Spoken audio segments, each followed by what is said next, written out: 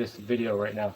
The first time I was like, ooh, I'm gonna set it up ahead of time so I can schedule it for 11 o'clock at like 10:45, so then people have a chance to jump in before I even start it, right? Because people like to just get it ready and have it waiting. But when I did it, I didn't find the option to schedule it. So when I pushed the button to get to the next thing that I was hoping would be where the options are, it was just like, okay, you're scheduled for 10:45, go. And then, yeah, I'm like, what? That's not right. So I actually started at 10:55, but no one was there. Hopefully, because everyone knows that I do this at 11.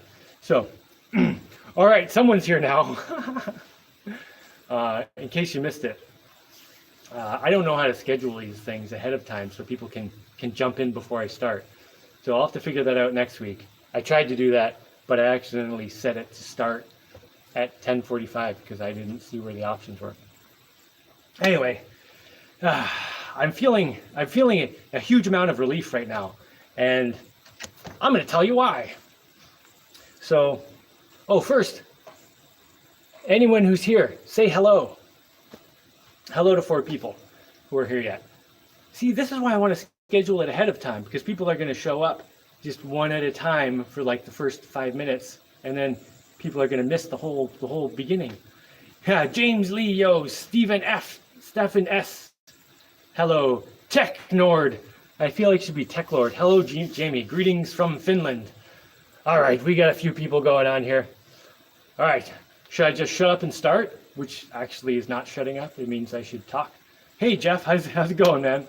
Okay, so I'm feeling this huge amount of relief right now because, well, last week I mentioned that for the previous 2 weeks, I'd been working on all kinds of other people's stuff, and there was a new person joining the community, and people always get weird about when I talk about a community. They think it's like a commune, like we're all living in some shared space. No, I just mean community, like neighbors, like people have their own land and their own houses and everything.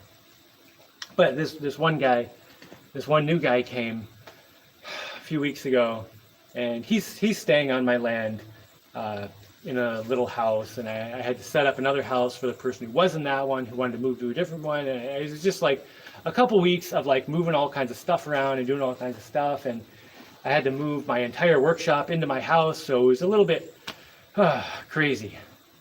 Hope Deshana was safe last week. Oh yeah, well I strangled her, but then she was okay, so it's all right. Don't worry. Deshana and I we're always fine. She drives me insane, but I mean, I know what I was getting into when I got involved with her. It's fine. Yeah, and if I ever talk about strangling her, don't worry, I'm just joking. Even if I get very worked up. If I was actually going to strangle someone, I probably wouldn't say anything about it. I would just strangle them very silently without anyone knowing, and no one would ever know what happened. So if I'm like ranting and raving about strangling someone, I'm not actually going to strangle them. Anyway, so Deshana survived strangulation last week, and I don't have to strangle her right now. Anyway, so I had any girlfriend for you in the future. I don't know. Let me nothing at the moment. Let me get through this thing I'm trying to talk about. Yeah, but feel free to say stuff. I'll just ignore the comments for a minute. So for 2 weeks I was just doing all this crazy work, just moving stuff and taking care of other people's stuff and getting other people set up with everything. And then just piling all my tools into my house, and I finally got them all put away. Oh, I might have to pick up my tablet and show you my house now, because it's so much neater and more organized. I've got floor space again, which is amazing. Oh, so nice. Because when I was just moving all my tools in here, it was just like I was just dumping everything in, and it was a little stressful. I don't want my house to be all cluttered and crazy. It's cluttered and crazy enough because I have stuff that still has to go upstairs, and upstairs isn't built yet, so it's a little.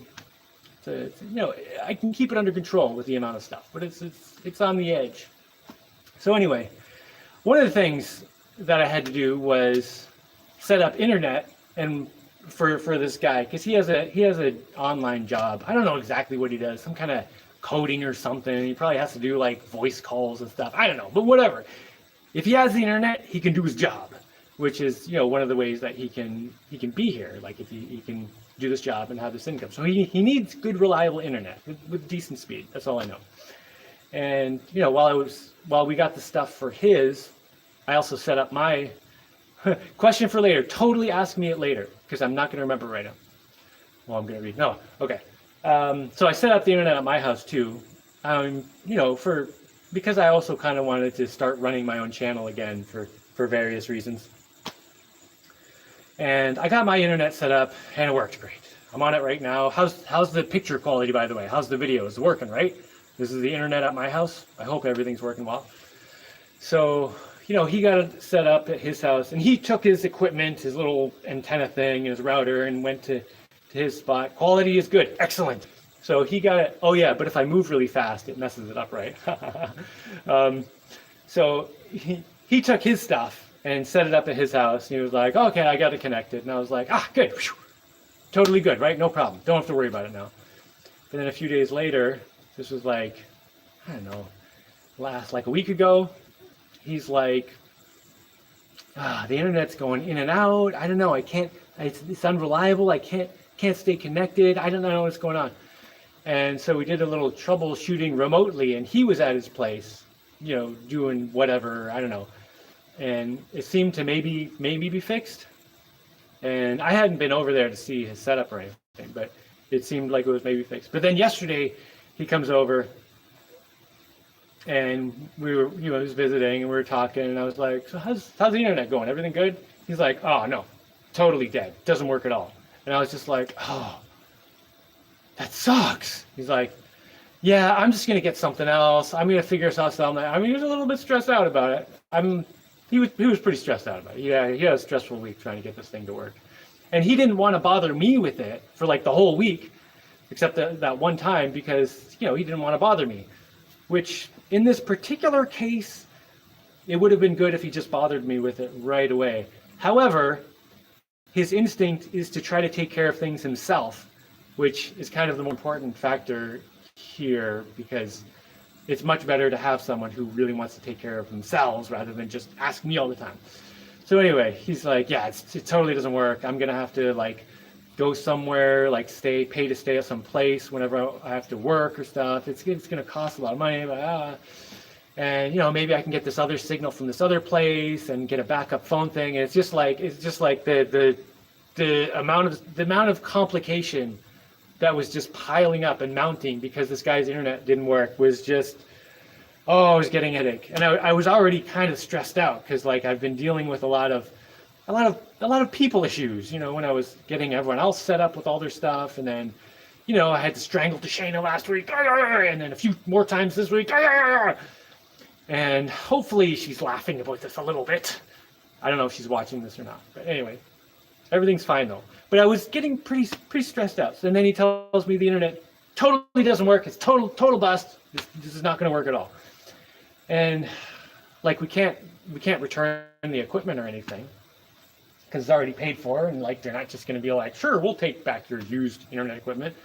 And we've already, you know, changed our plan to double it so we could share it with this guy. And now we're gonna have to change it back. And it's just like, oh, come on, man. That's what it was like. It was like this. Oh, come on, man. Oh, won't you just work? Just come on, man. And I was hanging out with my kids all day yesterday, so I didn't want to go over there and look at it or anything because we were doing stuff like having fun, swimming at the beach, playing with Lego, and I don't know what else we did. Oh, we made some delicious food and stuff. Found some coconuts, did some digging.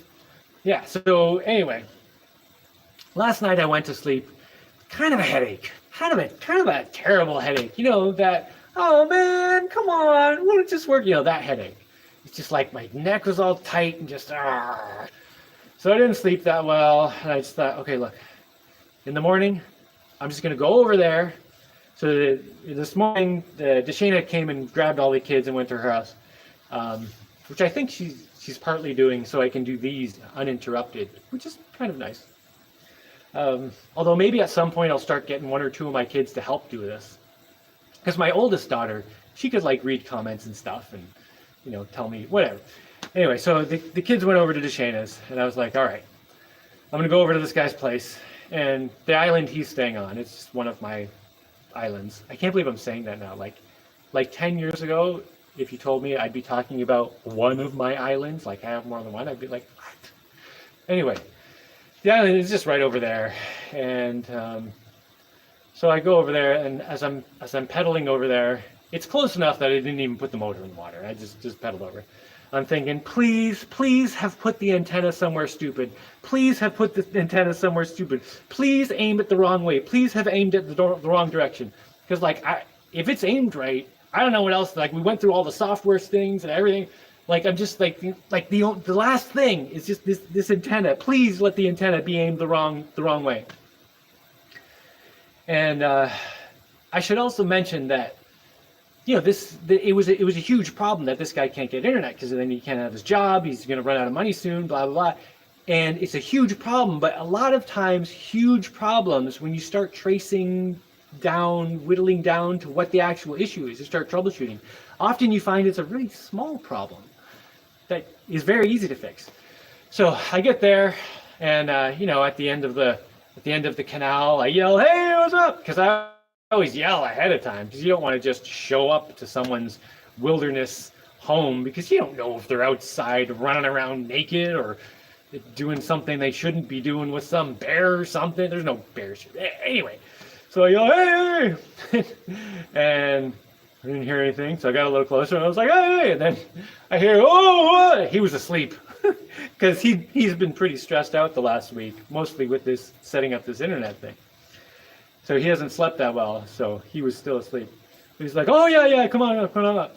So I'm like, "Yeah, man, how's it going?" He's like, you know, it's going all right. I'm gonna go stay at this place so I can work in the morning, and you know, because he's in a different time zone than when he works.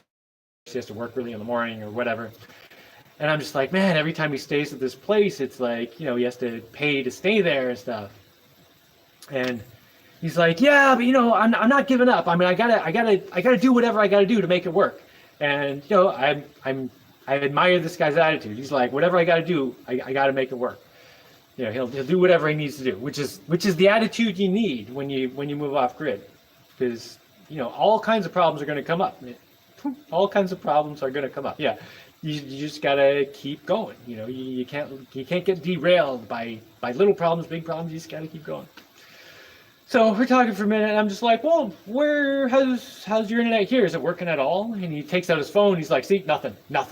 Got nothing. No Wi-Fi." Well, he calls it Wi-Fi. I might be the only person who calls it Wi-Fi, but it should be called Wi-Fi. No Wi-Fi. And I was like, "Well, where's your antenna?" He's like, "It's right over there." And I'm like, that is not aimed at the house.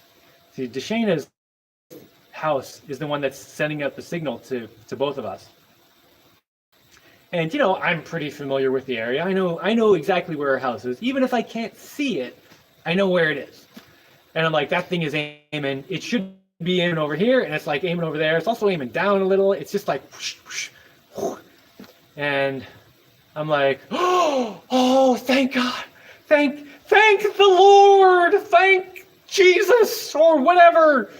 I don't have God or religion or anything, but yes, thank you so much. It's just totally aimed in the wrong way. So I go over there, and I'm just like, well, let me just mess with it. I just want to see if it'll work. And he's like, yeah, I already gave up on that. I'm gonna, you know, take it down and put it away. And I'm just like, well, let me just look, because you know, I like to solve problems. I just want to see if I can, if it could work, because you know, maybe in the future someone else will be on this island, and you know, then we know we could set it. I'm just gonna check it out. I'm just gonna check it out. So you just go make your breakfast. I'm just gonna go over here and, you know. Sorry, I was moving so fast. I'm probably pixelating the image, but that's okay, because it was a crazy thing and it needs some pixels sometimes. So I go over, and it's like zip tied to a tree, and the tree is kind of at an angle that's aiming the thing down, and it's also not aimed right at the house. So I'm like, all right, I can definitely make a significant improvement. So I go to where a spot where I can see Deshaina's house. Because there's spots where, you know, there's like holes through the leaves, and if you look through, I can actually see the house where the signal's coming from. And I'm like, all right, how long is the wire on this thing? I mean, I've only got a certain area I can put this antenna to aim at the internet, because the wire is a certain length. So I'm like, all right, within this area, can I see the house anywhere? I'm like, can't quite see the house. So I go down, I borrow a machete from him. And he's like, oh, it's not sharp at all. And I'm like, I don't even care. Just give me it. I will club some branches down. So I go over and whack a few branches down, some big leafy things that were in the way. And then I could see her house. And then I took the machete and I dragged it along the ground and walked backwards so I'd have a line. So even if I lost sight of the house, I know exactly the line where I need to. So I back up, kept backing up, trying not, and I didn't make sure I didn't lose sight of the house, because if I took my eyes off the house and looked away and looked back, I wouldn't know where it is because I'm looking through a bunch of leaves and stuff. So I backed up to within range of the antenna, and then I had a nice line on the ground, aiming directly the right way. And then I went and got a stick, one of the branches that I cut down that had leaves in the way, and I trimmed the leaves off, made a nice straight stick, and jammed it in the ground at the end of my line, and made sure it was nice and vertical, straight up. And then I borrowed the guy's knife, and what do you call it? Jimmied the zip tie open, and zip tied it to this new post, and made sure it was aiming right down the line at the right at the house. And then I look at the thing, 4 lights. It's got a red light. I mean, it's got a couple other lights, but for the signal, it's got a red light, a yellow light, and then a green light and a green light. And if you get sounds legit. If it's got all 4 lights, that means you're getting good signal. Before it was only getting 3 lights and it was kind of in and out. But now 4 lights, and I'm like, ooh, okay, this is some good signal. And he's looking at me, he's like, yeah, I don't have internet still. And I'm like, just give it a minute. I just moved it. I just did the thing. Give it like a few minutes to connect. Just hold on. And so we waited a few minutes, and I radioed Deshana, and I'm like, hey Deshana, your internet's working right now, right? She's like, hold on. And then he's like playing music on his phone. He's like, hey, this is from the internet. Totally works. And then Deshana comes back on, yeah, the internet's, and I'm like, doesn't matter, we got it, it works. Oh my gosh, it works. So then I had this little tablet actually. I had my tablet with me, so I go to YouTube and I'm like, play a video, and I played it on the highest possible resolution, and it had to buffer a little bit. I think I'm buffering right now. Am I buffering right now? Come on, catch up. So it had to buffer a little bit, but then I played it on the second highest resolution, 720, and it just played straight. Good signal. That's good signal. That's what I consider a good signal. Because I never need to watch videos at 720. What the fuck? 480 is more than enough. Whatever. 360 is plenty for me. Anyway, so then he's just like, the internet works. I can stay here tonight. I don't have to go to this I don't have to go to a place and rent a place to stay to get the internet. Oh, everything's fixed. Not everything's fixed, but it's just bam. So that's what I just came back from that. And I just got back here, and I was kind of filthy because I'd been hacking through some branches and stuff, and walking through some mud. I came back and had a shower, and then started this. And man, my headache's gone. I'm feeling so much better. Oh, it's so nice when things work. And the only problem was that the stinking antenna wasn't aimed the right way. And after I went out and cut a few of the branches, he's like, oh, there's the house. There's Deshana's house right there. I didn't know where I couldn't see it. So he couldn't actually see what he was aiming it for. That's why he couldn't aim it at the right place. So yeah, once again, a big problem turned out to be like a couple branches. That's it. A couple branches and aiming something a little better. And now his internet works. And hopefully it will be pretty reliable. And now that he's explored some other options, maybe he'll get a backup internet and have 2 internets to guarantee 100%, connection, and everything's good. So, that's a huge relief for me that's taken care of. And I feel like at this point, I've got everyone in their houses. Everyone who needs internet has internet. I set up the dude's boat.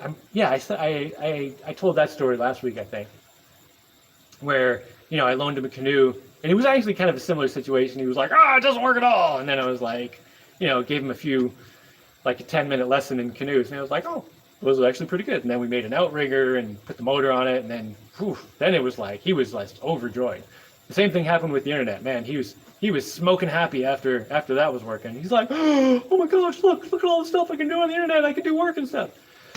So yeah, it's just like take this huge load, and just so good, so much more relaxed now. Man, I had a terrible headache last night. I was actually, I woke up in the middle of the night and spent half the night playing video games because I couldn't sleep. So anyway, so what else was I going to talk about? There was another thing I wanted to mention before I start getting into questions and stuff. Vasco Zuzus asked me a multi-part question last week, and I also got a few comments, sort of warnings. And someone actually just brought this up a little bit ago. Do I have a girlfriend in the future? He asked. And no, I have nothing going on in the future at the moment. But that topic did come up last week, and I was mentioning that, I do want to find a girlfriend. I would really like to have a companion, and I can, for a lot of reasons. And several people sent me important, urgent messages telling me, don't get a girlfriend because it might be terrible. Different people had different horrible scenarios that could happen that would be horrible. And yes, if I got a girlfriend, it could be horrible. And if I did anything, it could be horrible. And if I didn't do things because they could go wrong, I wouldn't do anything. You can't do anything without a risk of something going wrong. Now, if I meet a girl and I detect any red flags, I'm not gonna get super involved with anyone immediately. I'm not diving headfirst in anything where I'm gonna run into problems. The thing is, if there's something that could be potentially amazing or could be potentially terrible, you can't just avoid those things because of the possibility of something terrible. You just have to go in carefully, and whether it's finding a girlfriend, whether it's moving off grid or chasing a dream, or quitting your job and becoming a writer, or whatever, anything you want to do, there's always going to be a risk that something could go horribly wrong. And the thing is, even if you don't do anything ever, something could go horribly wrong. So I just wanted to mention that, yes. There is a possibility that if I got a girlfriend in the future, it could go horribly wrong. But that doesn't mean I shouldn't try to be as happy as I can be. Now, Vasco had a multi-part question that was sort of related. And the beginning of it was, and I'm remembering it because I don't want to look it up on the tablet because I'm going to disconnect myself and screw it up, so I'm just going to do it from my brain. Basically, the first part of the question was, as an adventure builder, how do you know when you're ready to to create a bigger community, get more friends, be more involved with more people, have a community, a family, and all that. As an adventure builder who wants to have a family and a greater community, how do you know when you're ready for that? Well, I don't know that you ever know that you're ready for that. And this is something that I've kind of wrestled with a lot through my life, is okay, on one hand, for a long time, I was always wary of meeting trying to meet a girlfriend, because I always be I don't know if I'm good enough. I don't know if I'm mature enough, if I've learned enough things, if I'm good enough in some way. Because I keep finding that a year from now, I'll think that the me right now was an idiot because I've learned so much, and but then I eventually learned that doesn't stop. A year from now, I'm going to look back at myself and be what was I doing? So, at some point, you just have to say, good enough. I'm good enough. I got to try. And there's no guarantee things are going to go well. If you want to have a family, you're going to make mistakes. You're going to screw up. Over the last couple weeks when I've been kind of stressed out, I've been a little short with my kids, more short than I prefer to be. Not as bad as a lot of people I've seen or anything, but I like to keep my standard as very, very even with my kids and very patient with them. I like to be very reasonable with them. because I want them to learn reason, not fear. You know, I don't want them to do things because they're afraid of punishment. I want them to do things because they think about it. So, I mean, yeah, you know, you're going to make mistakes if you try to have a family or a bigger community, and you're going to meet people who are not the right people. And that's probably the most frustrating thing about it. Like in terms of me creating a community here, to meet one person who's like suitable to be here, like this guy who just came, I think he's good. I mean, I get along with him pretty well. He takes care of himself. His instinct is to first look to himself before he asks for help. He's, you know, strong and competent and all that, and has a good attitude. And I had to go through like 30 or 40 just totally unsuitable people to find one, you know? And that's kind of how it goes. Yeah, you have to go through a lot of not very suitable people. I don't want to say bad people, because they're probably good for in some other situation, but you know, unsuitable people before you meet one good one. And this was the same thing that happened in my high school track team. Now, you know, tons of people came out for the team, and it got down to like 4 or 5 of us who were like the team, who were like dedicated, and all the other people just kind of came and went. And yeah, that's how a lot of things go. You know, you get a lot of people coming and going who just kind of want to dip their toe in, and you just kind of have to put up with them to get to the people who are good.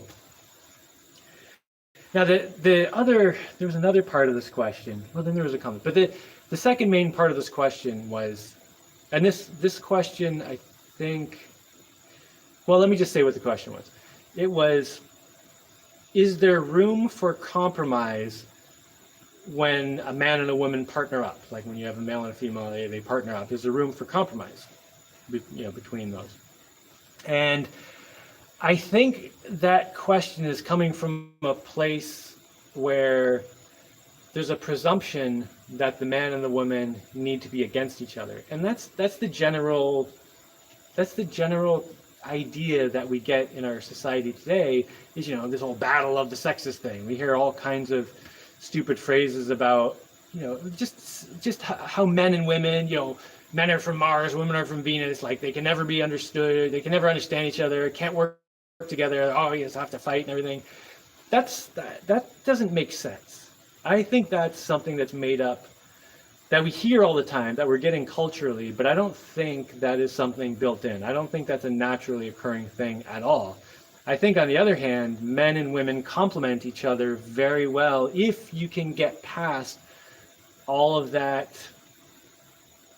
aggressive, negative, what's it called, brain implant information, propaganda. Yeah, if you can get past all the men and women can't get together propaganda, you start seeing that men and women are very complementary to each other. They fit together, they do things. And you know, it also depends on your lifestyle. Like when you live in a city, nothing you do really matters. You know, you do your job, everything else, you know, you can just pay money for, whatever. But when you're in a situation where you're in sort of a more traditional setting that's existed over a long period of time, like living off grid, for example, where there's lots of outside work and inside work and lots of different things. Like living in this kind of lifestyle, I can very easily see how a woman could fit into my life very well. And I don't mean in a, this woman has to do all the women jobs, and I'm going to do all the man jobs or anything. There are definitely different jobs that are more suited to men and women. You know, men are stronger, so, you know, I would tend to do more of the heavy lifting, unless I got together with some real buff chick, which would be cool. She could lift up heavy stuff. Man, I'd totally make dinner. And then, you know, some things like cooking, you know, don't require so much heavy lifting, and you know, that's why that often becomes more of a woman's job. Although I love to cook too, so I don't really think of things as like men or women jobs. For me personally, I would want it to be like just having another partner who you can work with. She's a strong woman, yeah. So I love the strong women. So like for me personally, if I was living with a woman in this off-grid lifestyle. I would want more of just a partner, and we just hey, we need to dig this dirt, and we also need to make dinner. Rock, paper, scissors, or just which one do you want to do? We just pick one, whatever. And there's just so many situations where like two people could handle so many things. And another way of thinking about it is like when you're living in a natural setting, in the wilderness. The wilderness is always kind of coming in. And this definitely was noticeable when I was busy taking care of other people's stuff for a few weeks there. The grass was starting to encroach on my house. The ants were kind of getting closer. There were more little ants in my house that I have to step on and shoosh away. And the more time I spend in my house, the more I kind of push all the nature back. Not that I'm pushing it back, but just kind of like asserting my spot, my territory. That's what happens in nature. Every little animal, every creature is asserting they're asserting their spot. And if you're not asserting your spot, other things will start moving in. And so keep the nature at bay. So, a certain amount of energy always has to go into just kind of keeping my territory. And if two people are in the same place and they're both of the mind that they want to, take care of this place and, guard our territory, then you only have to do half as much. So if you have, this is another way that having a partner just works really well, like if you can work together. So in terms of compromise, I don't think that men and women, I shouldn't exclude like gay partnerships. If it's, men, whatever, I don't care. But for me, I like girls, and all girls like Jaimie. But anyway, so I'm just going to talk about men and women because I'm straight, so whatever. So don't give me a hard time about it. So Jaimie needs a Sheena, Queen of the Jungle, without fake boobies would be great. What was he talking about? I was talking about ants, and I just found one. Okay, killed it.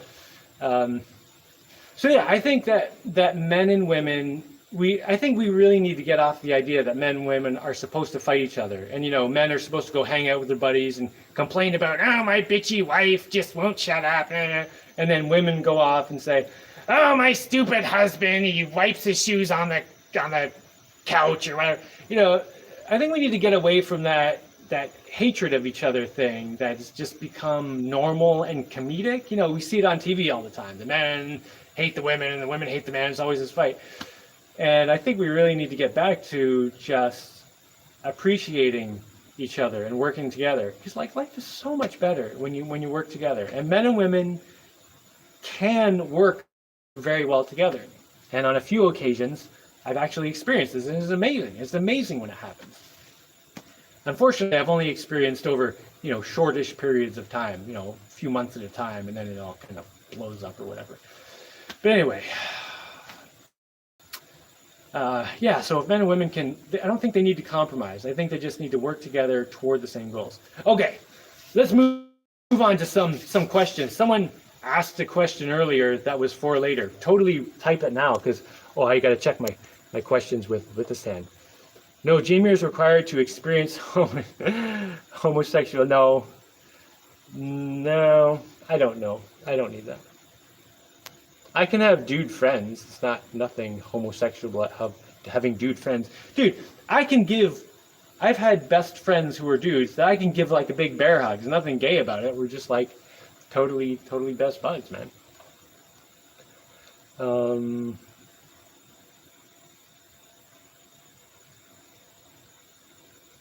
All right.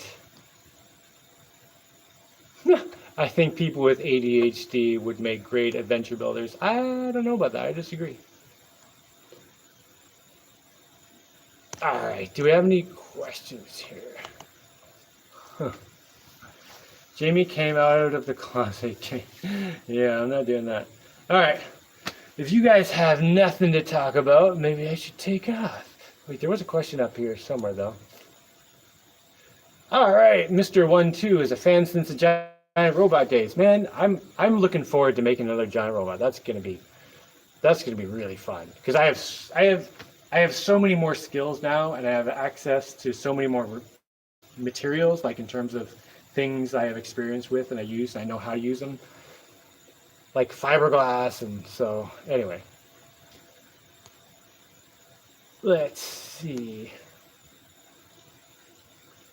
If you go to the subtitle, let's see. You guys are just having a conversation on the side here, all to yourselves.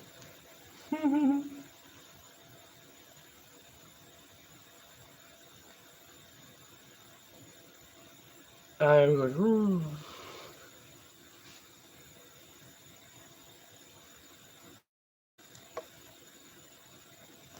All right, let's see. Every time someone help, I wish they didn't. Oh, someone's talking about getting help from people. Man, yeah, getting help from people is sometimes terrible. It is really cool when you meet someone who can help you with stuff and actually does a good job. Did you guess a white toilet? I don't know what you're asking me. Oh, the before question. Now we've got a question, was what your dream manufacturing machine would be. What would be my dream manufacturing machine? Like if I could have any machine to build things with? Well, I just saw Sonic the Hedgehog 2, and in that, Dr. Robotnik, and I gotta say, I can kind of relate to Dr. Robotnik. I don't want to, like, you know, take over the world and wreck stuff or anything, but like other than that, like I feel like I could get along with that dude if we could somehow have some mutual goals, but I don't think we'd have mutual goals. But anyway, so Dr. Robotnik got his hands on this crystal, the Master Crystal, I think it was called. And that thing, it was just magic. It doesn't exist at the moment. It would just convert thoughts into reality. So he could just think something, and then it would become real. So he made this giant walking robot thing, like a, you know, like kind of like the robots in Pacific Rim, you know, the Jaegers, or like a giant mech warrior. It's a huge robot. And he just did it by basically creating this tornado and just making all the tanks and trains and everything around him. There were tanks because they were coming to get him. The army was coming to get him. But he just like started pulling everything apart. Like they just came apart, all the parts. And they all flew up into the sky and started connecting together and made this huge robot. And then he was just like in there and could drive it around. And for a while he was driving it with this magical crystal power. But then at some point he lost the crystal because, you know, the good guys got the crystal from him. So he had to use his auxiliary power. So even without the crystal, it was still a functional thing. And he made that just by like joop. That would be pretty cool, man. If I could just be like, you know what would be amazing right now? Is if this wall was made out of pure titanium. Oh, that would be, oh, you know what would be really cool? Let's take a little step back from that. Like that would be amazing if you could just like think about anything and it would happen. But there would be a limitation. Like I think you might start getting bored of that because, like, you know, when you play a video game on God mode, it's not that interesting. But one machine that I do kind of wish for a lot is a machine that could take any object and change its material. So I could make something out of paper and change it into stainless steel or titanium or brass, copper, whatever, or, you know, whatever material I can get a sample of or something. Even if I had to get the amount of material, and it would just take the form of this thing, and I could just make something out of paper or cardboard or something and have it turn into whatever material. That would be super cool. That would be amazing.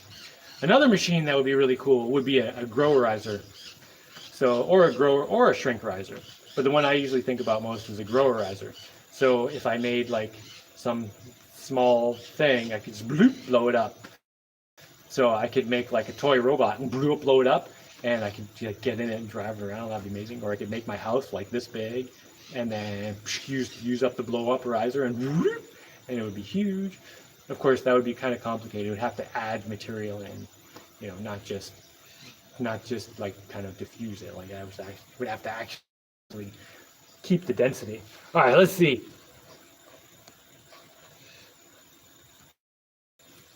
He probably didn't mean a magic non-existent device. I thought I read earlier that he did say in a fantasy world, or did he say non-fantasy world? Let's see, maybe, okay, non-fantasy item that I would want. Well, like probably a 3D printer that would print in titanium, and a lot of the titanium powder, it's probably powder, right? I don't have a titanium printer or anything, but I'm pretty sure they exist. I would guess, totally guessing, this could totally be not how they work right now, but I'm guessing they lay down a thin layer of powder and then laser weld wherever they want it, and then do another layer of thin powder and laser weld wherever they want. I don't know. I guess there's different ways you could do it, but that's the first way I think of if I was going to make it. But that would be super cool to be able to print stuff in titanium, like 3D print stuff. I do have a milling machine and a lathe. A better milling machine, like a bigger, huger one, would be cool. But something. Yeah, I guess other than that, just like access to lots of material.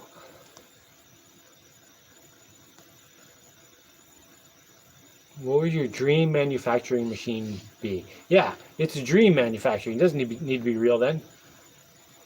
Robots are cool, but homesteading is no joke. Gotta get food and shelter first. Everything else is extra. That is totally true. Yeah, that's why I'm not building a giant robot right now. Like I could put everything on hold, and I could build a really awesome giant robot right now if I just kind of like put everything else aside.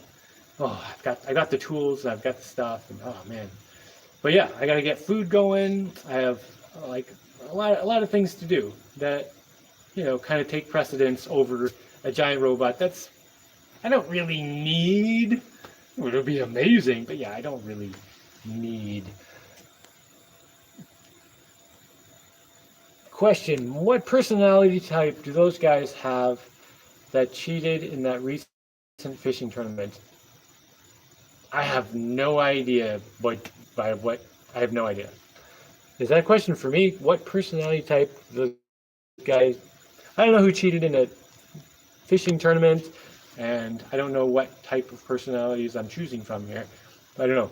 How much fish you catch and eat, and what species mainly? I get this question like every week. I don't know how much fish, but we definitely eat fish, mostly from a trap lately because I haven't been fishing much. Mostly we use a trap, which works pretty well. And mostly it's snapper. I think like red snapper or something like that. And my favorite fish to eat here that I've had is Spanish mackerel. They're delicious. But then, barracudas. There's lots of barracudas around here. They're pretty easy to catch. So I've eaten a fair amount of those. And we did have grouper ones. That was pretty good.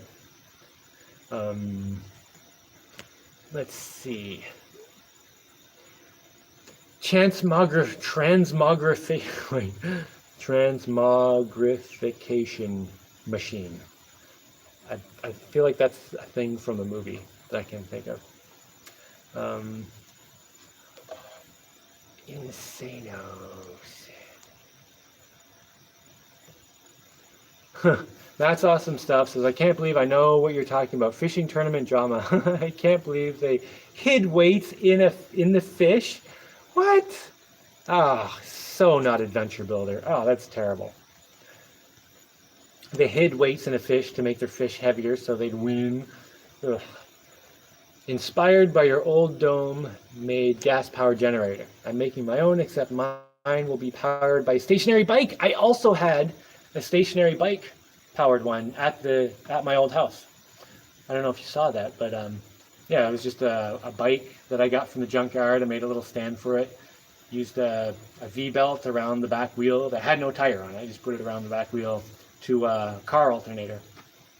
And the car alternator, it produced too much power, so it was too hard to pedal. So I put a bunch of resistors in there to slow down the electricity so it wouldn't produce as much power. And when I got it down to like 200 watts, that was pretty good. I could pedal that. Not for a super long, like that was a good workout. Like 200 watts is a good workout. And if I remember correctly, it was somewhere around there.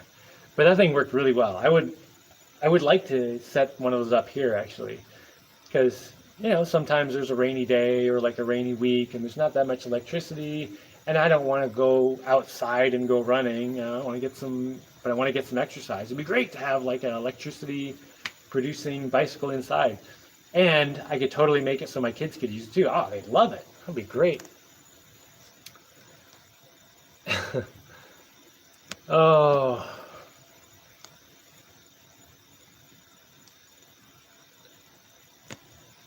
Oh, everyone is cheating these days. I want to know why. It's because we've gotten off of morality and onto laws.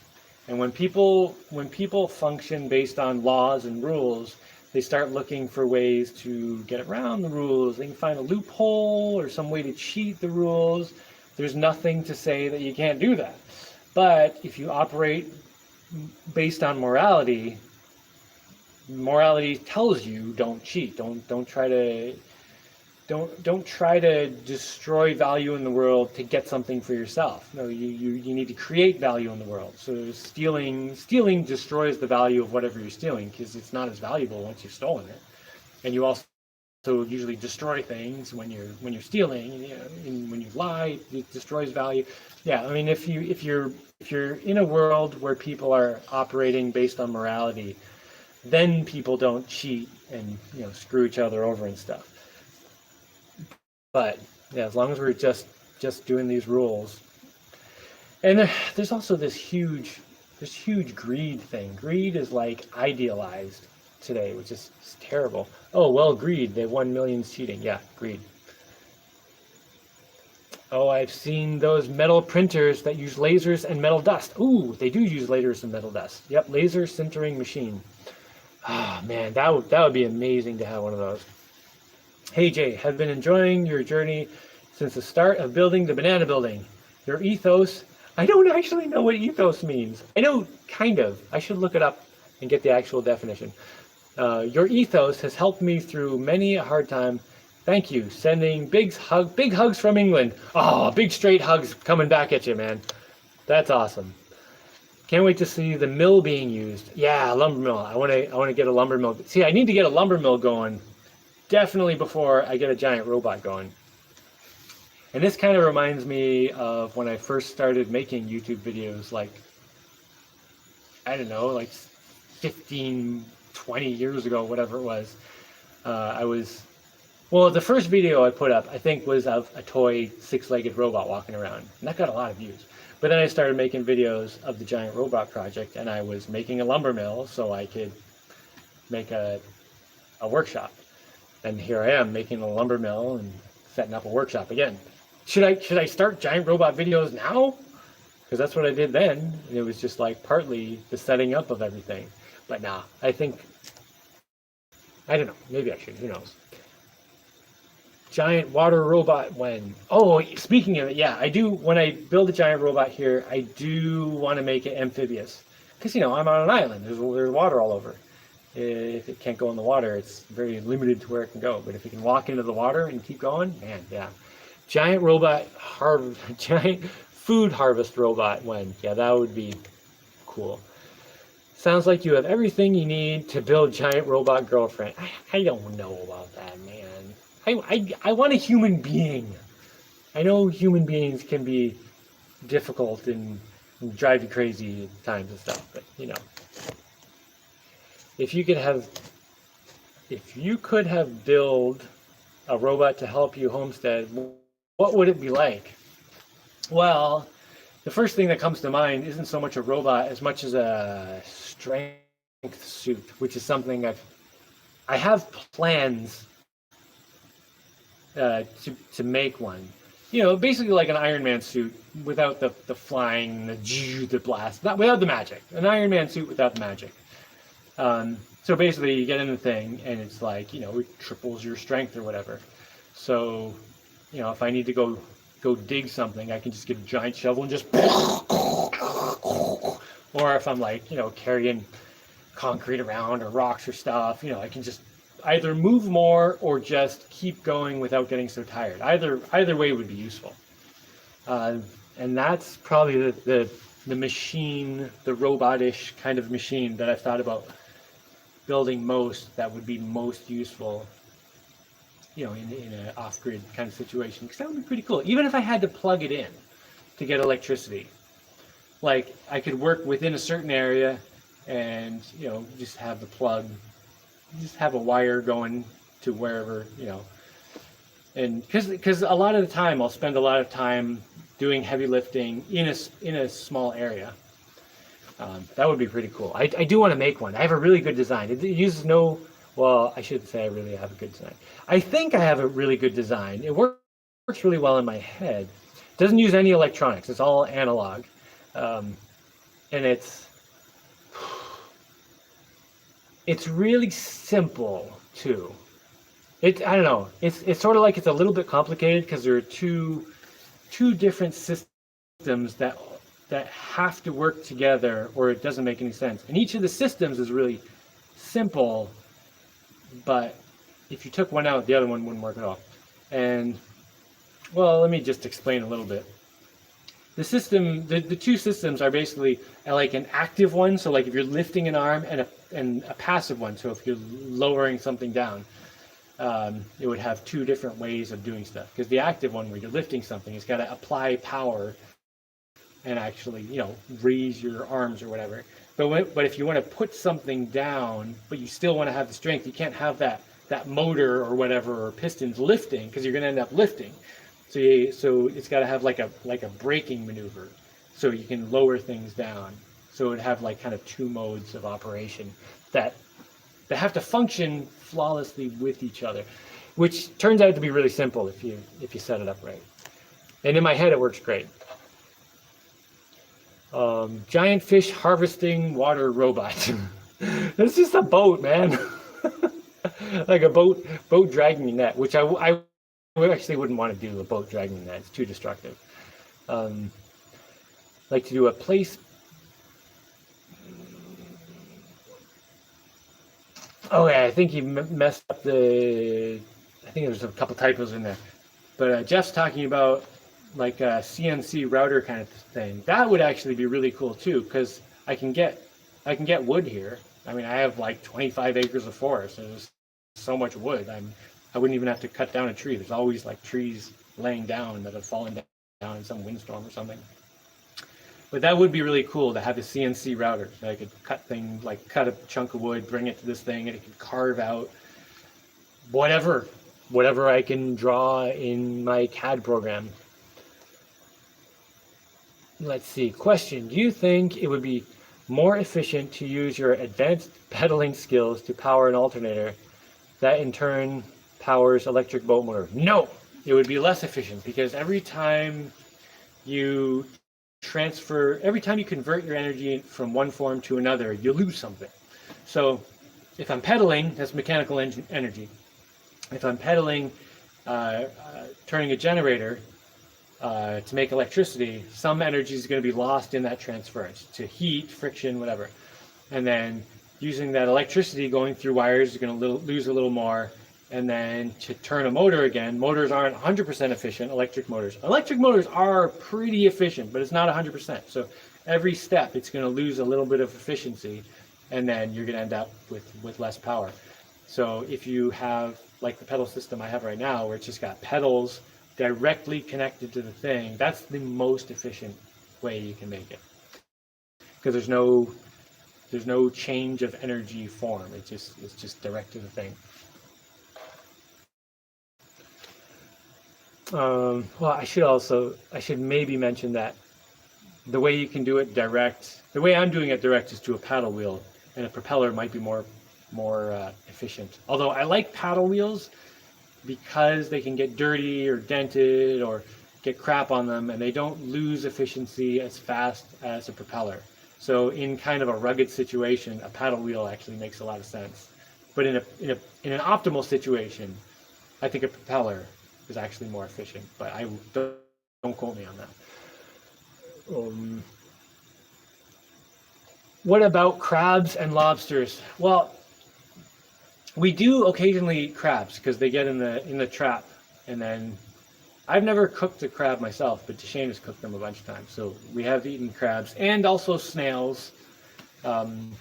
And lobsters are sort of scarce because people catch them all the time and sell them to tourists. And, you know, they catch 2 small ones and they catch them out of season. So lobsters are kind of hard to come by. And I've been thinking about getting a few lobsters and putting them in some protected spot where they can grow. And then I'll eat one once in a while.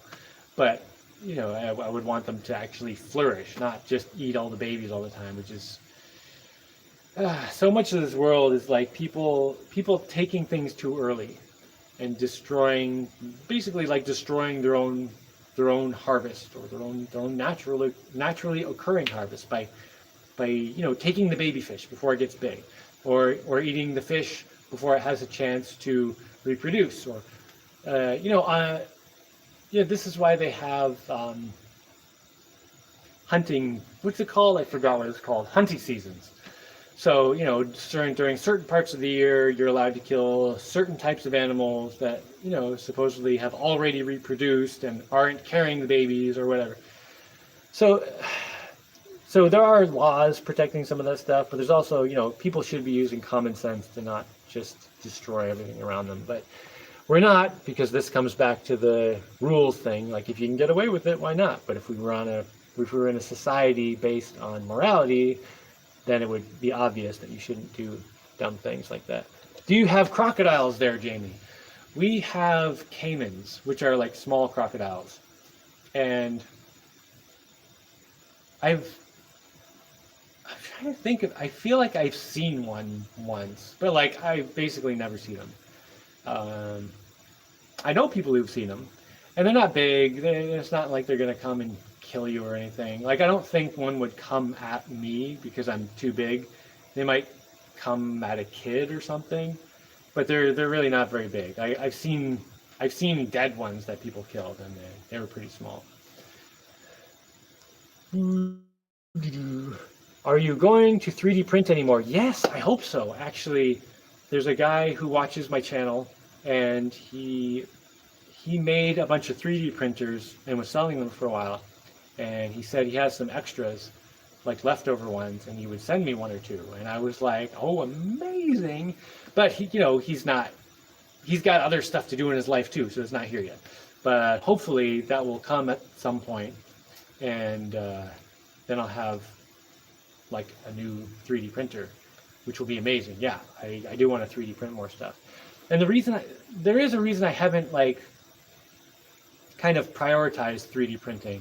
And it's just that the 3D printed stuff is not as durable as something I could make in other ways. And if it was, then I would definitely 3D print more. However, even though it's not the most durable thing, it is definitely useful to be able to 3D print things in a lot of cases. You know, I've 3D printed propellers and tested them a lot. And I've even used them for months at a time before they kind of like, you know, cracked up and separated from the layers and stuff.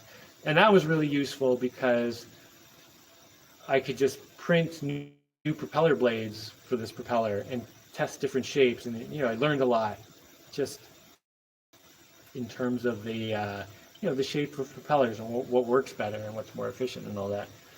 And someone's going to ask me what I learned, and I don't even know how to explain it. It's just like when you get experience and things like that, it's like you kind of get a feel for what's going to work and what's not going to work and what's going to work better and stuff like that. Transmogrifiers are from Calvin and Hobbes, right? Calvin and Hobbes. Smash that like button, friends. Does smashing the like button, is that good? Most adults can make about 100 watts continuously, so 200 watts for a guy in good shape getting a good workout is about right. Oh, okay, so I was probably pretty good on that. Shout out to Shayna, who brought the man we love back to YouTube. Oh, is that? I'm just gonna say yes. Okay. Smashed. Like, thanks for the reminder. Oh, I don't actually even know where the like button is. I don't have a like button, obviously, because I'm making this. I mean, dumb. Question: what sort of ways do you teach your children about morality and values? Well, I do talk to them a lot about adventure builder values. Honesty, honor, strength, courage, love, imagination, life, and humility. Was that all? And whenever we come across situations, I kind of work that into things. For example, the other day, a few days ago, my son didn't want to clean up all the Lego off the floor at the end of the day, and I basically told him, look, if you don't clean it up, you can't dump the Lego out tomorrow. Like, if I have to clean it up, you can't dump it out tomorrow. So the next day, he just had to play with the Lego that was basically on the top of the boxes. And I have boxes and boxes of Lego because I want my kids to be able to build and stuff. But then the next day, he's like, man, I really want to dump it out. And I was like, you can dump out the Lego. You can dump out one box if you promise to clean it up at the end. Because if you dump it out and you don't clean it up, that's bad honor. If honor is really important. So if you dump the Lego out, you have to put it away, and that's how you keep good honor, and that's how I know I can trust you, is because you keep your word, you stay honorable and all that. So I talked to him about that kind of stuff, and he did, in fact, clean up the Lego at the end of the day. It took a little bit of reminding. He was like, "Oh, I don't want to clean it up." And I was like, "You promised. You gotta keep your word and have good honor, or else I won't be able to trust you." And he's like, "Oh, all right." And he cleaned it up. And that's the kind of thing where it doesn't. Kids don't instantly get it the first time. They're gonna screw up. They're like, I just don't want to do it. They'll break the word and stuff. But then if you keep giving them that kind of feedback, it just kind of starts getting into their head and starts sticking more and more as they grow up. So my 4-year-old, he's kind of at the point where he's like halfway. He's like, I don't really want to do it, but okay, I should keep my word, fine. Unless he really just doesn't feel like doing it, then it's kind of a fight. But as he's getting older, I can see him getting better and better. And then my older kids, I've got a 10 and 11-year-old, 10, 12-year-old. Yeah, just had a birthday. They're really good about it because I've been just giving them all this feedback all the time. You got to keep your word. You have to do a good job. One thing is, there's one of my kids kind of gets angry and expresses hatred toward her siblings. So I'm always saying to her, hey, you're expressing this hatred. You're making everyone less happy, and you're less happy. As an adventure builder, you got to have love in your heart. You got to communicate with love. Like, if you see someone doing something they shouldn't be doing something, it doesn't mean you should start screaming their name at them, like, Joe, what are you doing, Joe? You don't have to. None of my kids are actually named Joe. It's just an example. But you can go up to them and say, hey, you shouldn't be doing this, and approach them with understanding and love, and you get a better reaction. So I'm just always kind of talking to them about this kind of stuff, and I spend a lot of time with my kids. And I think that is a huge part of kids growing up and learning. Like, today, parents don't spend enough time with their kids at all. I don't think they spend anywhere near enough time with their kids. I think parents need to spend a lot of time with their kids so they can be around them when their kids are just doing everyday stuff. And I don't mean you should be like hovering over them, watching everything they're doing. Just kind of be around them, so when you hear that tone of voice that's like, oh, there's a problem, then you pay attention, and it's like, oh, okay, I can help you work through this, by kind of giving you some kind of guidelines. And in this case, I teach them adventure builder values, which apply to a lot of things, you know. Hopefully that answers that question.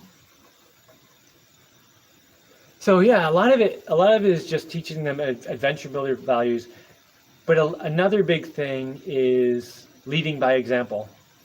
So I was mentioning earlier that I've been kind of stressed out the last few weeks, just taking care of a lot of other people's problems and stuff, and I've gotten kind of short with my kids. And I'll tell them, you know, I'm sorry. That was my fault. You know, I've lost some patience. I'm sorry I'm being short with you, and you know that teaches them to, you know, just seeing that example of someone apologizing for a mistake and acknowledging a mistake makes it easier for them to acknowledge when they make a mistake.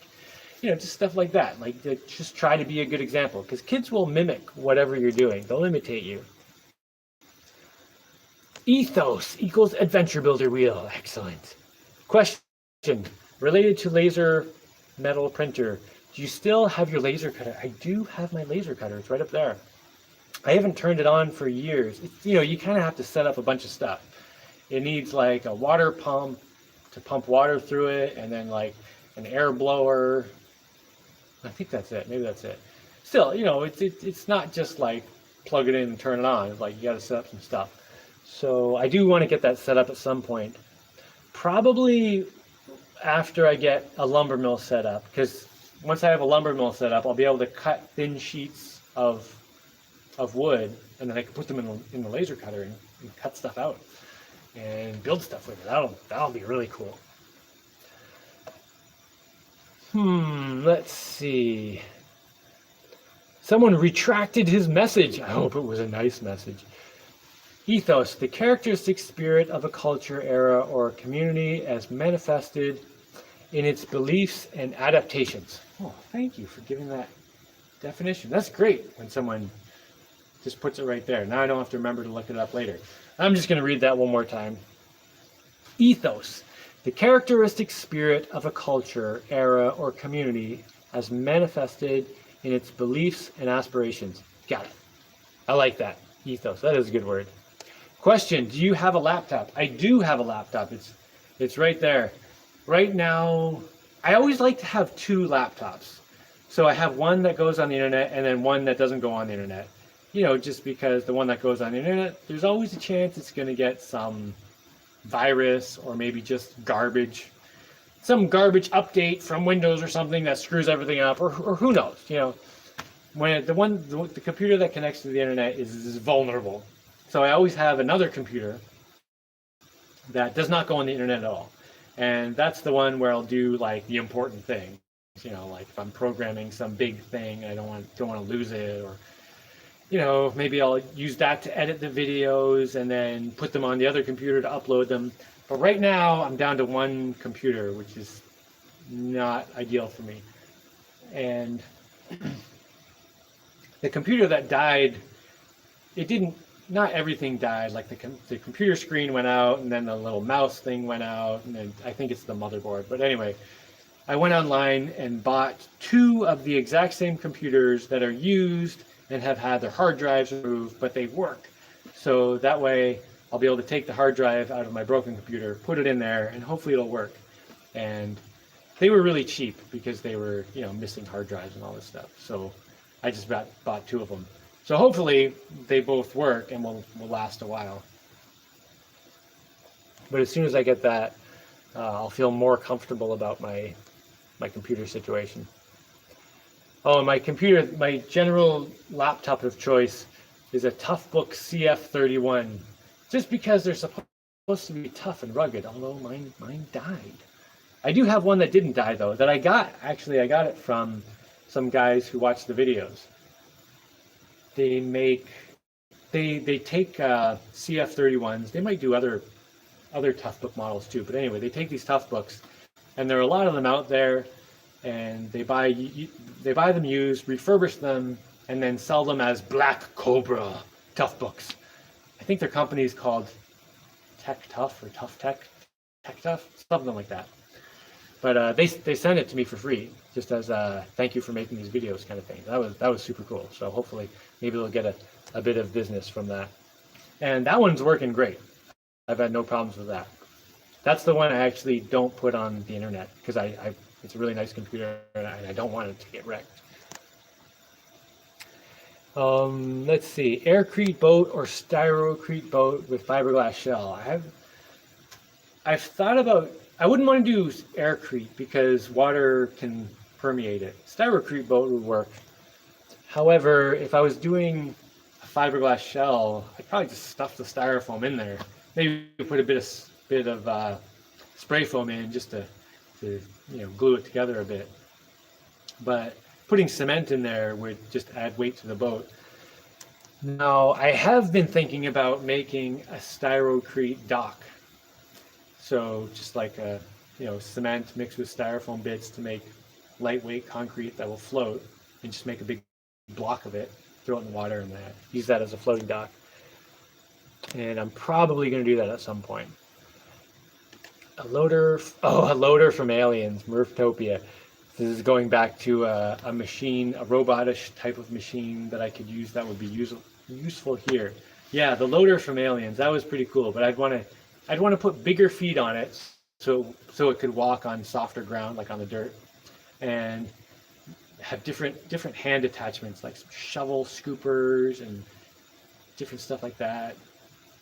Maybe some machine guns, because like Ripley really could have used like some kind of blaster on that thing when that thing was trying to eat her face.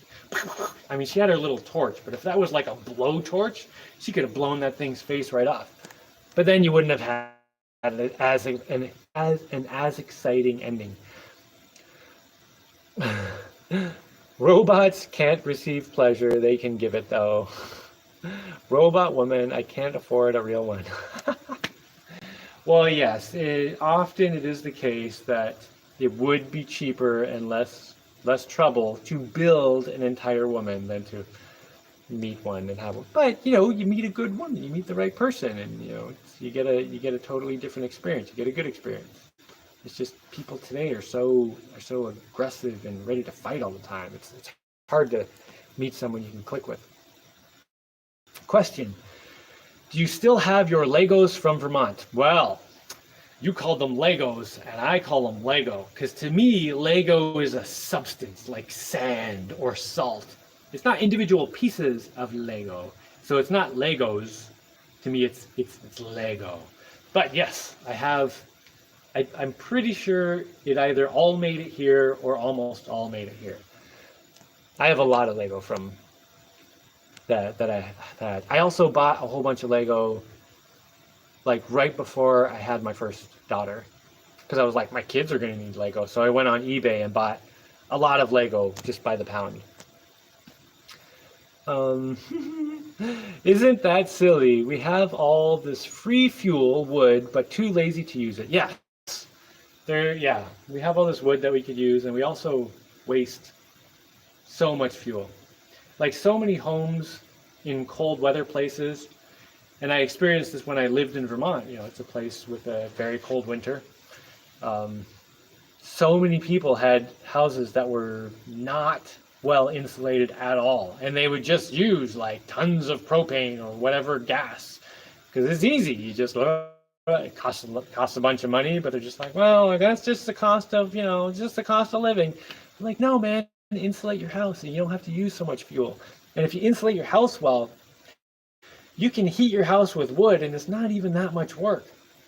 Like my dome in Vermont, I insulated it pretty well, and I also had a huge array of south-facing windows. So in the winter, when the sun was low, it would come in there and heat up the whole place. And in the daytime, you did not have to heat anything. I often had to open the front door to let cool air in to cool the place off because it was so warm. But at night, I could just have a little fire going, and it was very easy to keep up with firewood with an insulated home. And it's just crazy how wasteful our society has become. Good old paddle wheel. Yeah, paddle wheels are amazing. They can like take so much damage and dirt and stuff. Like a plastic bag gets wrapped around a normal, like a spinning propeller, and you have to stop. But on a paddle wheel, like, you can go through all kinds of crap, and it doesn't really matter. Jaimie, I was just thinking on the paddle boat, while you are paddling, rigging up some kind of dynamo to trickle charge into the battery, you might as well generate something while you're pedaling. Well, the thing is, if I'm pedaling, I want all the energy to go into moving. I don't want to take some of the energy, so I'm also powering something else, because it's not like, if it's like an extra 10 watts going into some batteries or something, that's 10 watts of my power that's not going into going anymore. Now it's going somewhere else.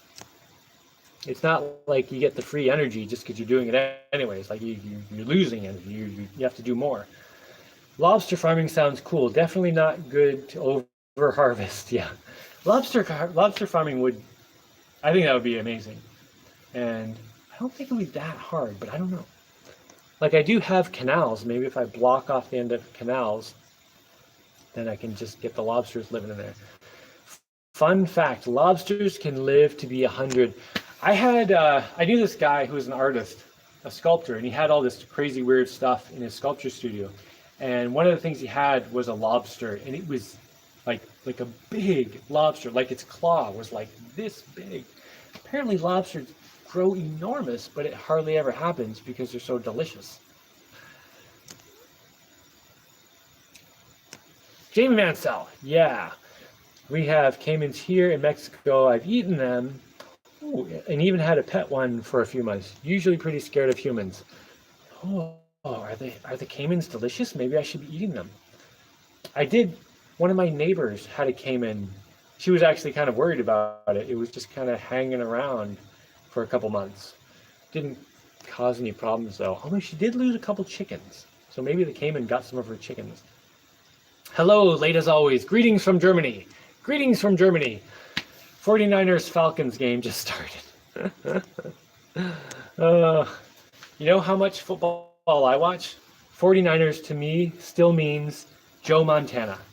I'm betting he does not play football anymore. Question. Veggies take a few months to grow. Lobsters take a century. Should we be eating them? Yeah, why not? Eat them. Lobsters take a century to live and then die. I don't know. I eat animals. I consider myself part of the animal kingdom. I don't think I'm, above that or anything. I'm just part of the thing. Show us around the house and the roof. All right, let me disconnect this for a second. All right, let's get up. Oh, if you want to see, someone was asking about my laptop. There's my laptop. Here's my little fan that's blowing on me, keeping me cool right now because I was out earlier doing some stuff. So this desk shelf thing here is something I made recently out of stuff that came out of my workshop. I'm trying to move slow so you can actually see. So all this steel stuff back here, it came from a guy who built hotels. So this was like steel connectors for like girders for like big steel building parts and stuff. And I got lots of the enormous bolts. I've even got bigger bolts and nuts than these. But these are pretty huge. So my desk here, that thing could hold up like 14 tons. I mean, not the wood part, the side steel parts. Anyway, if we try to go slow enough that we don't get too fuzzed out here. Here's my caveman shelves, which have been doing a good job. I still have a bit of empty space. And if we go out here, here's the Lego I was mentioning earlier. I've got several boxes of Lego here. And last week or the week before, I showed that there was lots of stuff all here on the floor, which has been organized and put away. And now I actually have some floor space again, which is really nice. Like this whole area was filled up, but it all had places to go and everything's good. This, of course, is styrofoam, which I'm using for a project that I'm going to show. I'll probably make a video of it pretty soon. And here's the inside of the roof. I love this roof. It's really cool being up there. Like if you stand up on this area up here, which is kind of scary. Like I just imagine a floor being there, and it's a really nice big round room. Like definitely big enough you could play frisbee and soccer, football, and stuff like that. And now I'm getting backlit by my windows. Someone has mentioned that my house is too dark. It's always because everywhere I turn, there are windows backlighting me. So it's not actually dark in here. It's actually pretty bright with all the windows, but I'm always getting backlit unless I get the camera in the right place. I don't know. Let's see. Does anyone want to see anything specific in here? Show us around the house and the roof. I'm not going to go outside right now because I'm going to have to walk up around. I showed that like last week, didn't I? The roof, the outside of the roof. All right. I'm going to sit back down here and see what other questions we've got. 3D print, then make metal castings to mill clean, but you need a forge and propane. I remember you made Adventure Builder coins or something. Yeah, actually, I melted aluminum before just on a wood fire, and it totally worked. I mean, you have to get the fire pretty hot, but I do plan to do that again. And I don't need propane. I can do it with a wood fire. And I have like a bucket of aluminum bits, like drill bits and cut off little pieces and stuff that I can use to melt them and pour them into molds and stuff like that. Let's see, I was talking to a Seminole tribe Native American, and he said kids love stories, and he tried to embed morality values in the stories to teach the kids. Yeah, I do that too, actually. Yeah, I'm always telling my kids stories. There's one particular set of stories that my kids always want. Oh my God. Like sometimes I'm just like, oh, I can't tell one of these stories because as soon as I'm done, they're just going to say, tell another one, tell another one. But there's this cat named Banana Baskets. And there's a whole, I'd have to go into a whole origin story to explain it all. But basically, he farts a lot. And anything he farts on comes to life until the fart kind of dissipates and then it goes back to normal. So if he's walking along and he farts on a bush, the bush will be like, oh, hey, what's going on? So sometimes his farting makes things come to life at like the most inopportune times. And sometimes he uses his ability to fart on things to make them come to life to solve all kinds of problems and stuff. It's just, Banana Basket stories are a big thing here. You are an amazing dude, Jaimie Mansell. Oh man, thanks, George Deacon. I'm not sure if I said Georgie. You're an amazing dude too. Georgie's a boy in his name, right? An off switch would be nice sometimes. An off switch on what? I'm not sure. What was I talking about? Who knows? Off switches are good to have though. I bet the stars are bright at night. Yes, they are. Like they were in the Florida Keys back in the 60s. Do you have a telescope? I don't have a telescope. Deshana has a telescope. Although I do have like a monocle thing. It's sort of like a little telescope. So I guess maybe I should say I kind of have a little telescope. I also have binoculars. But they don't look as far as the little telescope thing I have. Nice and cleaned up. Yeah. My house it's not to how I want it to be, but my house is at a reasonable level of acceptable living space. And I don't want to bring anything else into my house until I get the upper floors done and I can take all the stuff that goes up there and put it up and everything. And then also just back here, I don't know if it was in the shot at all, but there's a section of my floor that's taken up by a styrocrete project that I'm working on that I'll have to make a video of soon. Oh my gosh, I got to the bottom of the comments. Yay! Housekeeping adventure. Okay, my island would be the loudest, so I'd need space. plus need extra batteries for guitar, stereo, amplifiers. I'm a music nut. It sort of fuels my creativity. That would be cool as long as your island was not so loud that it like, oh, it's so horrible when you're out in nature and someone plays their music so loud that it's all you can hear for miles. Oh God, that's so annoying. And it's so obnoxious to think to just think like every animal, person, every creature needs to hear what I'm doing more than anything else. Oh, yeah. Can I do that again? Oh, so obnoxious and like self-centered. Do I think aliens have visited Earth? I thought that's what we were. Aren't we the aliens? I thought we got dropped off here a while ago. I don't know. I'm just kidding. I don't know. Maybe. Possibly. Yeah, I would not be surprised at all. But I wouldn't be surprised either way, you know? Like I could see either way happening. I could also see aliens coming here, seeing what's happening and just being like, well, let's just stay back a little bit and see how this whole human thing works out. Because the way they're going right now, they could blow themselves up in the next couple hundred years, like within a couple hundred years. I mean, it could be as soon as like 10.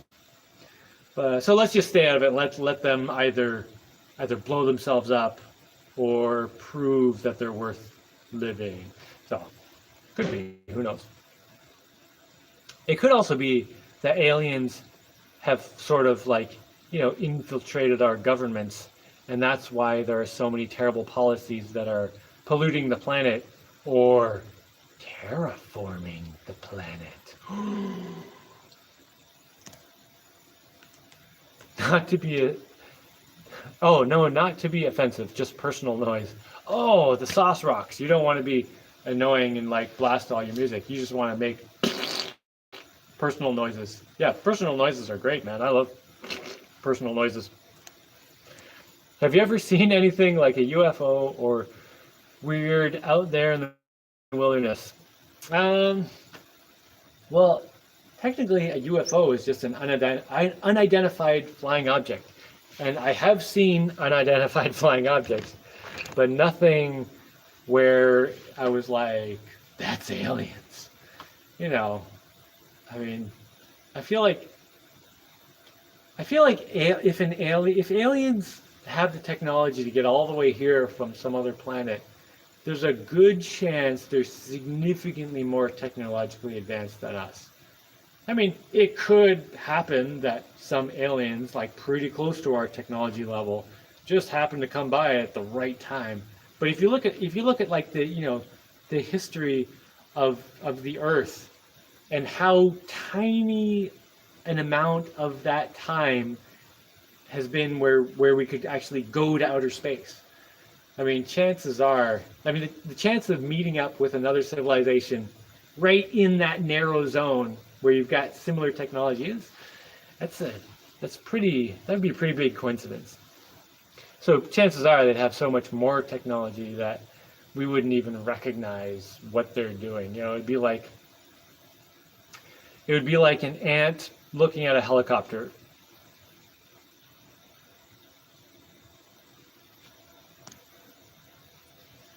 Sea monsters. There are sea monsters, but not. I mean, I'm sure there's sea monsters that humans don't know about yet, but there's plenty of sea monsters that we do know about. I have not seen any sea monsters that are scary. I think one of the coolest things I've seen is cuttlefish. Cuttlefish are so cool. They're like, the ones I saw were just like little guys. Look up cuttlefish. They're really neat. They look sort of like stubby shrimps. Wait, not shrimps. Squids. Like squids are those like long head things with all the tentacles sticking out. Well, say you took one of those and just compressed it, squished it, made its tentacles short and fat and its head short and fat. And then they also camouflage themselves, so they change their colors all the time and stuff. Not all the time, but they change their colors. I saw a little group of them swimming around. That was really cool. I've also seen, some sharks and some big fish and stuff. Nukes. Top 5 last video captured a sea monster's hand. I don't know what that means. Maybe extraterrestrial visitors would have the technical skills to turn off their running lights. Yes, they could turn off the running lights, right. You mean if they're like flying around in outer space at night, maybe they could just like turn off the lights so they're not showing everyone? Yeah, I know, right? Obviously. Would they even need? See, the thing is, like, would they even use the same kind of lights we have? Would they? What are the chances that an alien species that grew up on a totally other planet even sees the same range of light that we see? Because we only see a narrow range. Like, what is visible light to us? It's just this narrow range of like a big thing. So chances are they wouldn't even, if they have eyeballs that or some kind of light sensors, chances are they wouldn't even see the same range. Maybe they're seeing infrared or like radio waves that are nowhere near what we see, you know. Cuttlefish communicate by flashing color patterns with their crazy skin. Their skin is so crazy. Yeah, that's pretty cool, eh? So they don't even need to talk. Maybe like we'll meet aliens, and instead of talking, they'll just light up parts of their body, and we'll just have to read off them.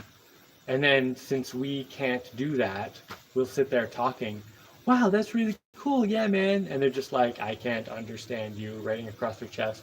And then we'll have to have like a pad of paper or a tablet and scribble stuff on it and hold it up for them so they can actually understand what we're trying to say to them.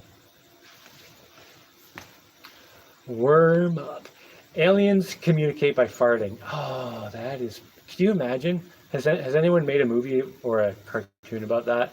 About meeting aliens that communicate by farting, and they're just like... And you actually have to smell it to tell what the message is? Oh man, that would be the worst. I'd just be like, look, aliens.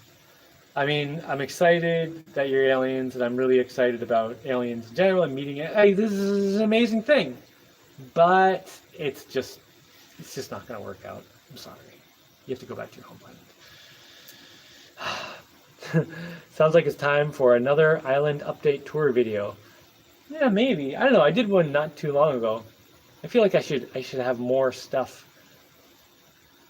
changed before an island update video. I do need to make a video of the canoe that I put an outrigger on that my neighbor's driving around now with a little motor, because that came out really good. It's really nice. It has a gas motor on it, which I'm not excited about, but that's what he wanted to do. I think he said he was gonna work on a solar boat in the future at some point, but he just wanted to get something that he could get going right away. Banana Basket meets aliens. Banana Basket has met aliens because Banana Basket, well, it's actually Banana Baskets. Yeah, Banana Baskets. Wait, Banana Basket? Yeah, it's Banana Baskets. Yeah, he's plural. He has a best friend who's also a cat named Flappaslap. And Flappaslap hitched a ride on this space shuttle one time and went up with some astronauts, and there was an accident, and this one astronaut and the cat ended up on this planet, and there was all kinds of crazy stuff, but basically they happened upon the ability to open what are they all? Teleporting portals, so they could communicate back with Earth. And Banana Baskets goes to visit this guy's planet sometimes, and they go all over the universe. It's pretty crazy. My kids think I need to write a book, although maybe I should. I don't know, but I'm not ready to do it yet. Also excited to see the sawmill. Yes, I am excited about the sawmill. I'm hoping I can start working on that pretty soon. I guess I can start working on that pretty soon. I'm going to have to set up some solar panels, a significant amount of solar panels to power it. Right now, I just have one solar panel on my roof. Although I do have some other solar panels just, sitting over there against the wall. So I'll have to set those up somewhere to power a lumber mill. Because I definitely want to power it with the sun. I think that'll be great. A sense of humor starts with farts as a child. It does not require language. Farts are totally a language, man. I don't know what you're talking about. Farts are a great language. Which reminds me, so I mentioned earlier that I just saw Sonic the Hedgehog 2. There was some pretty good fart jokes in there. At one point, Sonic snuck out of the house to, go be a hero and stuff. And his dad, who was a human, came to check on him and give him some comics. And he found a fake Sonic the Hedgehog pretending to read a newspaper, and there was a recording saying, "Oh, don't come over here. This little hedgehog has eaten too many chili dogs. Oh my gosh. Oh, seriously, don't come on. Oh, I can't control it. Oh, save yourself. Don't come over here." And then, the newspaper fell and the little robot head popped off and stuff. But my kids thought that was hilarious. I just heard something outside. I want to go look at what it is. I will be right back. Oh, what was that noise?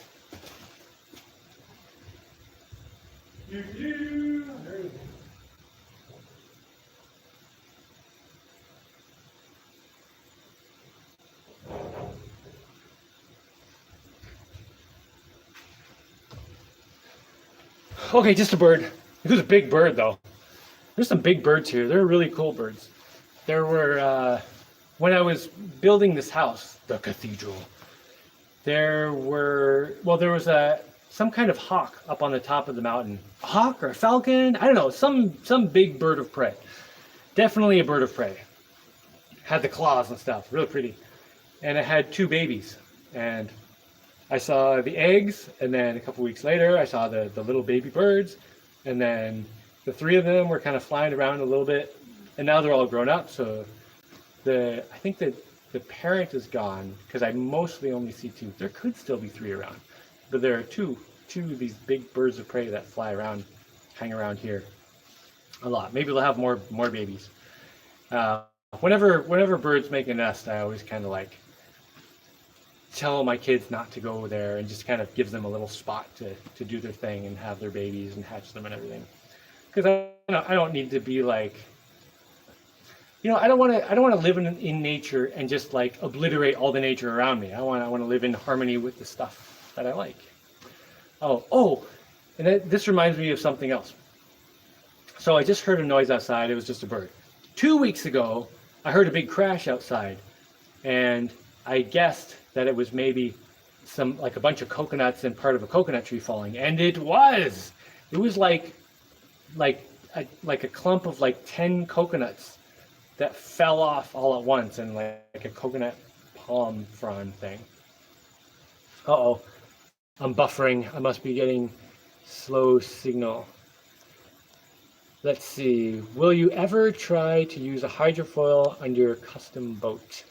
I don't know, maybe. Yeah, possibly. The thing I don't like about hydrofoils is they need to be like in perfect conditions. They work really well. But if there's any dirt on them or anything, they won't work.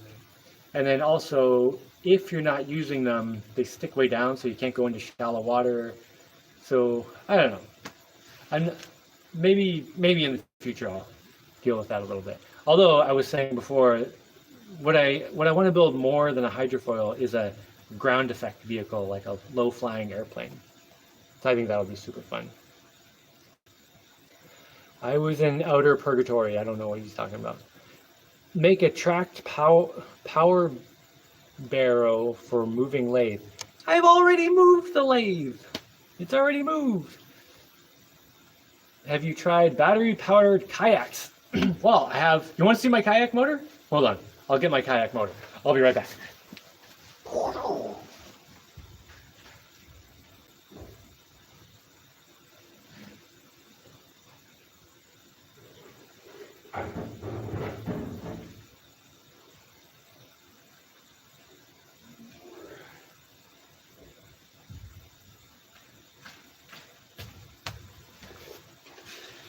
Okay, I got right back. I feel like I must have had this in a video at some point in time. So, that's obviously the business end that goes in the water. And this, goes on to the edge of my kayak, and then this goes like that and like locks it in. And then up here, I haven't opened this in a while. It's got a spot where it takes DeWalt batteries, you know, like the modern DeWalt batteries that I currently have. And this thing works really well. Although I don't normally use it on a kayak, like just a solo kayak. I'll put it on, oh, let me put this down. I'll put it on a kayak when I have two kayaks connected together. So, you know, I have the two kayaks and I made little things that can attach, and I have aluminum poles that go across the kayaks, you know, to make a little catamaran. And they're maybe, I don't know, 6 feet apart or something. Like wide enough apart that two people can sit in each kayak. Well, one person can sit in each kayak and still paddle without hitting the person next, but then being connected, it makes it really, really stable. And then I can hook that onto a kayak and drive around, and it works really well. And I was thinking about, this isn't a high priority thing because I already have boats that work, but I was thinking about setting that up in kind of a more permanent situation where the kayaks are connected together and making a little frame that can hold a solar panel or two that'll power that motor. And that motor is a 1/4 horsepower. It has a, yeah, it's just got some motor I bought from some surplus place. It's a Leeson 1/4 horsepower motor. And it's also got the switches like right in here, kind of protected from splashes. And I've heard that Leeson motors are supposed to be really good and last a long time. And I've never had any problem with one, so seems to be good. But anyway, if I attach the two kayaks together in a more permanent fashion, made a little frame, put a couple solar panels on it that can tilt so they can aim at the sun, then I should be able to power that pretty easily. And it goes pretty fast. Let's see. Oh my gosh, wait. My dad told my siblings and I a similar type story series called Pete the Purple Pickle, who would hitch a ride on car bumpers on the highway and go on adventures. That sounds like so much fun. I run a surplus automation company. Let me know if you need any sensors, actuators, or AC motors. Sadly, we don't get any large DC motors. DC motors are the best. Well, just because I'm running everything off, you know, off grid, off solar panels. So DC stuff. Dude, I should totally, yeah, I should remember that. Send me an email, man. I don't know if I need a, you know, it would be kind of cool if I could set up some outdoor sensors that would like bleep, bleep, bleep when someone like came in my canal or something. That would be really cool to set up. And they're, I mean, usually I hear anything coming, but it would be nice to have some kind of like bleep, bleep, bleep, something. Where is your sauna? Oh, I forgot you don't have winter. Oh my God, the idea of a sauna here. It'd be like, let me go into the heat and then I can come out into the heat. Yeah, it's actually a really comfortable temperature here pretty much all the time. You know, like Florida in the summer, for example, is just too hot for me. Like even if you have a fan blowing on yourself, it's just like blowing this hot soup at you. But here, like in the shade, it's generally always comfortable. If you're out in the sun, man, it gets pretty hot, but in the shade is always comfortable. Leesons are good motors. Oh, good. Will do. Thanks, Daniel Roop. Are there lots of other people living on islands? Yeah, or do you mean, I mean, on the planet? Or you mean like around here? Like people who are currently living on my land, there are three parties, like my family, although maybe I should say 4, because Deshana and I have separate houses. Do we count as separate parties?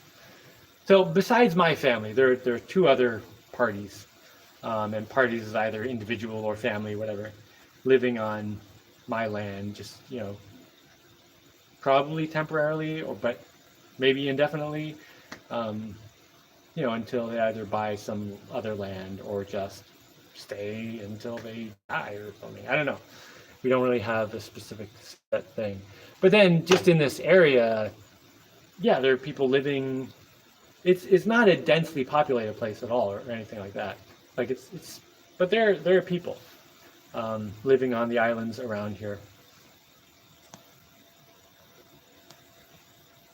The light curtains. Light curtains. What are light curtains? Like light up curtains? Big Bird's gonna trip those sensors all day, bro. No, I would put them down by the canal where basically mostly just a boat would come in. Although there are these, like, I don't know, stork kind of things that walk around in the shallow water in the canals. They might trip it off once in a while, but whatever, that's fine. Have you ever thought about making a buoy that makes power from wave action? I've thought about it. Here, there aren't enough waves. I'm in a pretty protected area. So the wave action is not very big. I mean, there's some waves, but not that much. Hello, Mr. Landfill. Hello, Lauren Booker. Do yourself G-Man. Is that G-Man like from Half-Life? In your area. Are you saying that you're in my area? Or are you just saying in my area for some reason I don't know why? Oh, are there lots of other people living on islands in my area? Yeah, I think I answered that. There are, yeah. It's definitely not a densely populated area, but there are certainly people around. Oh, that was a typo, okay. When you making this bridge. Well, I'm getting pretty close to the point, I was doing other stuff for a couple weeks, but yesterday I got a bit of digging done and I got my bridge, walkway, dirt, whatever thing pretty close to where I'm going to have to make the bridge soon. So I've been thinking about it more. I'm not sure what I want to do for the bridge yet, though. So I might do something temporary that I can just kind of lay down and use for a while. But if I do something temporary, it's got to be something that's not going to, like, cut a material or something. Like something I could just lay there and get back in the same way. But I don't know. Maybe I'll just make the bridge. I have a few different options, things I've been looking at and thinking about. And mask the bridge to look like a broken bridge, but actually it's not broken. I could make the bridge look like a broken bridge. I could paint the bridge camouflage, which wouldn't be a terrible idea because then no one would see it. I could put fake leaves all over it. Or actually, I was thinking about making the bridge, making it retractable so that I could actually drive through. But then I would have to make a wider waterway because where I'm going to put the bridge, it's just a couple feet. But anyway, I could make the bridge retractable and get ivy to grow all over it. So it would just look like there's, not a way through. It's just got living stuff in the way. Is there much wind where you are? I don't know if there's much. There's a fairly consistent wind coming from the north most of the time. Well, I don't know. It kind of changes, I guess, during the day. But yeah, there's a fair amount of wind. Like enough that I want to build a big windmill at some point. I think that would be super cool. Question. Oh, that was the wind. Connected Styrocrite floating docks? Yes, I do kind of want to. Not for the bridge, but I do want to make Styrocrite floating docks. And if I make a few of them, yeah, I could connect them and make a thing that can go out into the water for swimming and stuff. Pontoon Bridge. I do not want to make a floating bridge. Partly because it's not that long a distance, and if it was really long, a floating bridge would make more sense. But it's a short enough distance that I can just make a bridge over it, and that would mean I could still kayak under, because the little water thing that the bridge is going over is pretty small, but it's like big enough that a kayak could go through. For wind gen, yes, I want to make a wind generator. Although the way I was thinking about it, I mean, maybe I would use it to make electricity too, but I kind of want to make a big building like the Dutch windmills with the big propeller that comes in and turns some gears and belts and stuff that would power stuff directly. So I could have like a maybe like a lumber mill in there, table saw kind of stuff, like drill press and all this kind of stuff that would just run off belts or some kind of clutch system or something directly off the spinning propeller. I think that would be super cool. The Viet Cong used to build their bridges a few inches below the surface. It wouldn't look like there was a bridge there. That I totally understand why they did that, but I don't want to do that here because then I would have to, obviously get wet every time I go across the bridge. But that is cool. That's sneaky. Like if you were in a war zone, you didn't want people to know about your bridge. Yeah, make your bridge just under the water, and your feet get wet. But what about desalination device? Well, we get enough rain here. It's like 300 inches of rain per year. So I just let the sky desalinate the water for me. So far, I mean, maybe at some point in the future it won't be as good, but right now it's going pretty well. Have you considered using a windmill to compress air for pneumatic systems? I've considered it. Yeah. But I kind of want to do the direct mechanical drive stuff. Gear up a really high-speed flywheel for the mill. Use pneumatics to power your other systems. Well, I think if I was going to do something like that, I would probably use it to make electricity, because I have a lot of stuff that runs on electricity and not very many things that run off compressed air. I was thinking about setting up, what's it called, a ram pump in the stream that's on my bigger property that's on one of the main islands. Setting up a ram pump in the stream that could pump water, but then could also compress air. Because a ram pump can do that if I'm thinking about it correctly. Does the cathedral have water gathering like the dome has? Yes. I collect water off the roof and it goes to a concrete water tank that I made, and then I can use that inside. Although I don't have any pipes coming inside the house. Like I don't have plumbing coming in the house. So I go outside and get water. And for my kitchen, I have this big, it used to be a beer keg, that has a water filter on top of it with another stainless steel container. And so I get gallon jugs of water and I go fill them up outside and pour them in the top of that. Then I get filtered water for the kitchen, for drinking and cooking and all that. Although I don't think I really need to filter it. I've drinkalized it, not filtered, and it was fine, but whatever, I filtered it anyway. And then like for the bathroom, I just get a bucket of water from outside and put it in the bathroom. And shower, I just shower outside, which is great. I love showering outside because the weather's always amazing. And I don't want to get plumbing inside. Maybe if I had a girlfriend at some point in the future and she really wanted plumbing inside, maybe I'd do it. But I like going outside to get the water. Ram pumps are the ultimate life hack. Ram pumps are amazing. I love ram pumps. I had one set up in Vermont and it was super cool. And it had a very low water flow that I was getting the energy from. And it pumped up really high, like 100 feet or something like that, like 30 meters. And it would just pump up a little trickle out of the top. But I'd leave a bucket there where it was trickling out, and it would fill it up. I'd go away and do something, come back, and the bucket would be full. Really cool thing. It would just sit there, just relentlessly, thump, thump, thump, thump. Really cool thing. Yeah, I want to set up one of those here. Any more reclaiming soil or land? Yeah, I mean, I'm kind of always doing that to some degree. I'm working on getting some more plants growing. So I've got that compost raised bed where I planted peppers a while ago, and they just all got eaten by crabs.